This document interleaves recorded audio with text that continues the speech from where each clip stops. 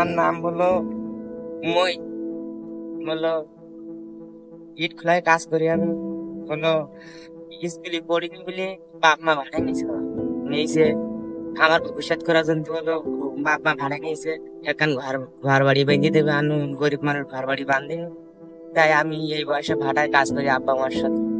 In Bangladesh, individuals aged 14 to 18 are considered children, but the 2022 survey finds that Bangladesh has 39.96 million children aged 5 to 17 years. Among these, 4.4% are engaged in child labor and 60.14% in hazardous child labor.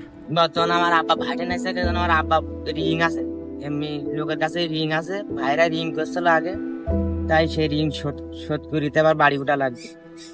এবার ring বাং শোধি গেলে বাড়ি গিয়ে কাজ কাম করি, খাবো যাই। মনে করো ভাই বোনিরা যেটা যেটা যা পাবে তার শুনতে হবে, এছাড়া আমার কাছে তার কোনো কিছু নাই।